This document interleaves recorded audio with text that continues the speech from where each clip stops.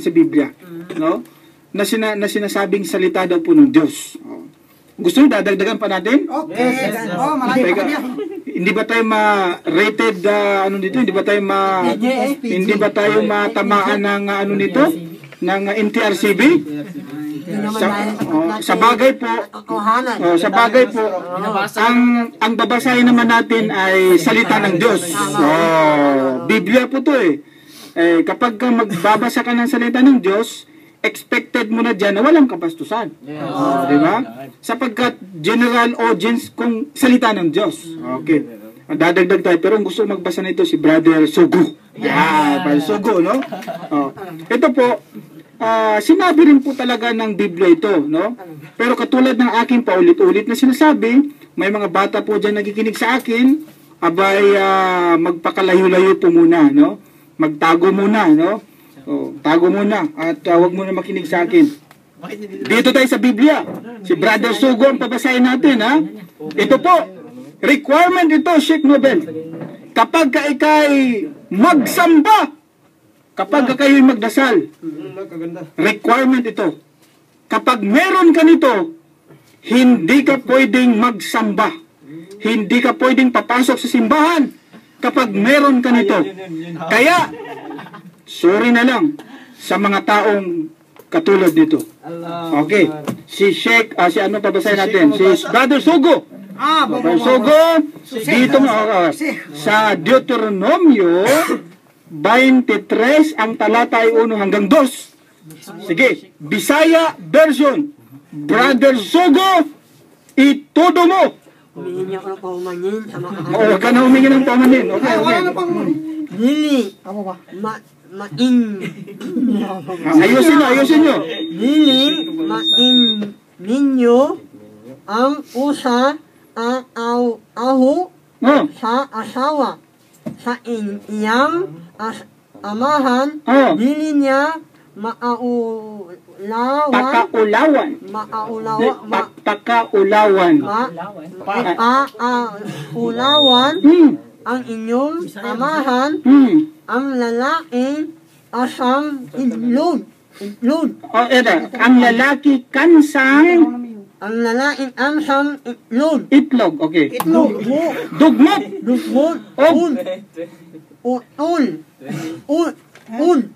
Utin. Oy, ayusin mo. Allahu Akbar. Ulitin mo nga. Ang lalaki. Ang lalaking ansang itlog. Dugmot.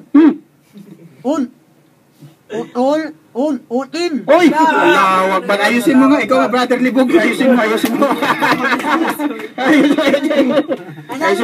Okay. Take 2. Okay, take 2.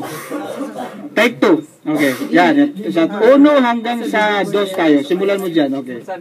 Dili makigminyo ang usa katamo sa asawa sa iyang amahan. Ay! Dili niya pagkaulawan. Ang iyang amahan. Sa 2. Ang lalaki kasang itlog. Dugmot og putol og utin. Utin. Stagpirulabin. Huwag ko masyadong Ito, masyado kayong malaswa kung magbasa. Ganito dapat ang pagbabasa, walang kalaswaan. Pakinggan nyo ako. Ito dapat ang pagbabasa na walang kalaswaan. Kasi nagpapadala ka sa emotion. Ganito, dili makigminyo ang usaka. Ganito dapat. Kakantahin dapat ito eh. Di ba sa simbahan dapat yung verse of the day. Kapag verse of the day, kumakanta yung ano yun eh, yung pare. Kumakanta yun eh. Dili makigminyo ang usa ka tawo sa asawa sa iyang amahan. Okay. Yun ang pagbabasa na hindi walang halong ano yun. Mali siya. Okay po. Okay, tuloy. Dili niya pakaulawan ang iyang amahan. Tapos kayo naman sasabat kayo. Sabay-sabay. Ang lalaki kansang itlog dugmo. Amen. Og putol og uti ay Dili dawaton sa asembleya ni Yahweh. Ganun dapat ang pagbabasa na walang halong kabastusan, no? Hindi mo, wag mo na i-pronounce yung salitang ano, UTIE na lang. Kasi Biblia itong binabasa natin, no? So, salita ng Diyos yan, merong UTIE dito, ano po? Abay, naku, ang hirap nito, brother Sheikh Nobel, sa susunod na paluntunan natin, baka mabasa pa rin natin o mabasa natin sa Biblia yung salitang BILAT. The fact na nabasa natin dito sa Biblia yung OTIN, baka mabasa rin natin yung BILAT. Allahu Akbar. Sa Biblia. Oh. PUKI. Nabasa natin yung OTIN sa Biblia At ito salita ng Diyos ayon sa Biblia, ha? Oh. Ngayon, ang point po namin dito ay hindi upang manlait, yurakan, insultuhin ang anumang relihiyon. Ang point po namin is ganito po. Kung ang hawak ko ay salita ng Diyos, kung ang hawak ko ay salita ng Diyos na magagamit ng tao para sa ikaliligtas ng kanyang kaluluwa, bakit mababasa natin dito ang mga salitang ubod ng kabastusan? Yun po ang question. Sa mga tao, sa mga kabataan na naghahanap ng katotohanan, kaligtasan ng kanilang kaluluwa. Kung magbabasa sila ng Biblia, at kung ang mabasa nila ay yung mga OTIE na yan, mga itlog na dugmok na yan, sa tingin nyo ba kaligtasan ang mapapala ng isang tao, Sheikh Nobel?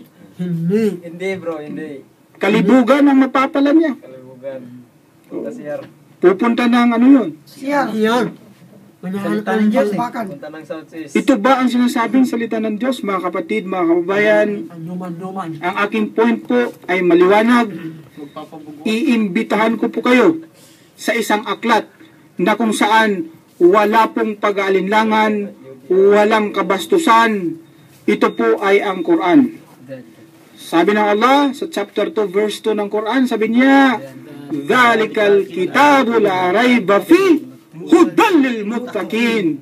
At ito ang aklat. This is the book, the Quran, whereof there is no doubt.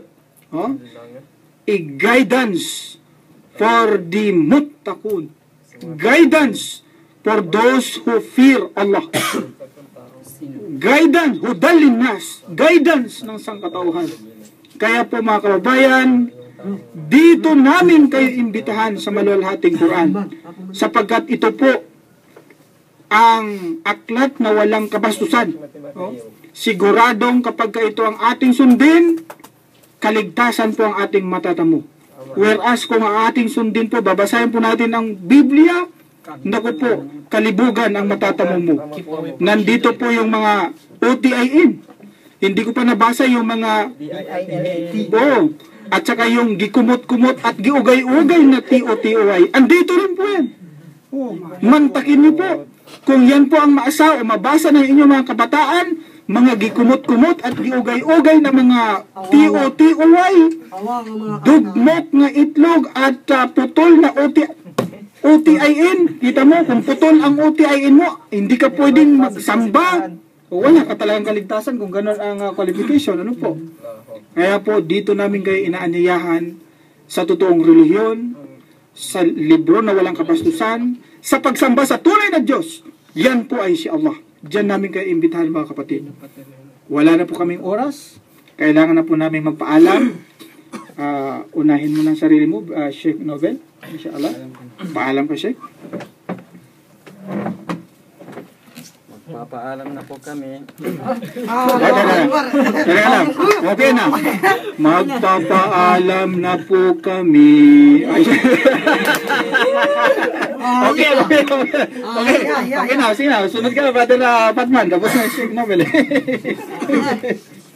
Bismillahirrahmanirrahim. Bago po ako magpaalam ay humihingi muna kami ng isang kapatawaran kung may nabanggit kaming hindi ninyo nagustuhan. Kami lang po ay nagbabasa ng salita ng Diyos. Ang amin lang po ay linawagin sa inyo kung ano ba yung kaligtasan, sapagkat napakahalaga pong talakayin ang kaligtasan. Bago pa akong magpaalam ulit, binabati ko yung nakalimutan kong batiin. Yung mga kasama ko dyan sa bahay, sina Morsid Ladzak, Lance, si Zolamin, at saka si Norhamin. At yung mga magulang ko, si Baitilak Mastura, Hajino Ladzak, at yun po. Salamat po. Okay, next. 1 second, ha? 1 second.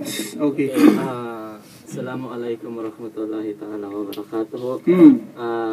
Bali, natapos na naman po ang isang oras na talakayan talakayan ng katotohanan by Bro Khalid Sanchez. At bago po kayo magpaalam, humingi rin po kami ng kung ano man po ang nasabi namin ay patawad po at saka nagbabasa lamang po kami. Yun naman po at maraming salamat. Okay, next. Okay. Sunod. Listen nyo. Bismillahirrahmanirrahim. Assalamualaikum warahmatullahi ta'ala wabarakatuh. Si Sanjali S. Jainan po ito, kasalukuyan nagpaalam po. Assalamualaikum warahmatullahi ta'ala wabarakatuh. Next. Okay. Bismillahirrahmanirrahim. Nagpapasalamat ako sa lahat ng nakikinig at hindi nakikinig at patuloy lang kayo makinig tuwing Sabado sa Hot FM. Okay, next. Maraming salamat po sa lahat ng mga sumusubaybay sa talakayin natin ng katotohanan. At sana ibitahan po natin yung mga kapamilya po natin, mga kabarkada, mga kaibigan na gustong makilala or malaman kung ano ang pananampalataya ng Islam. Sana imbitahan po natin sila na makinig dito sa talakayin ng katotohanan, Saturday, 2 p.m. hanggang 3. Maraming salamat po. Assalamualaikum warahmatullahi wabarakatuh. Next. Okay, 1 second. Una sa lahat ay humingi ako ng paumanyin. Dahil sa pagkat mo ako'y nakaunin sa aming panuntunan. Sa ngayon po ay muli ako magmamalik at anyanya sa mga kababayan ko mga Kristiyano at mga kapatid ko Muslim. Ako po si Brano Solo ay New Lincoln. At binabati ko yung may arangan ngayon, yung pinsan ko, magpain siya ng ambing, si Akram, 22 years old na, magpain siya ng ambing. Dapat araw-araw siya magpakatay ng kambing. Hindi lang, sige. At mag-asawa na siya bro. Okay, good. Inshallah. Yung Okay. nanay ko, mga katibayan. Okay, yan si Brother Sugo. At paano po ito? Sapagkat sobra tayo sa sobra na sa overtime ang ginagawa natin. Hindi lang yung overtime, kundi sobra na sa overtime. Ako po ay magpapasalamat na. At hanggang sa muli po, sa mga hindi po nabasa na mga questions, inshallah, sa susunod na paluntunan. At hanggang sa muli po, ito po inyong lingkod, Brother Khalid Sanchez. Assalamualaikum warahmatullahi wabarakatuh. Amin po.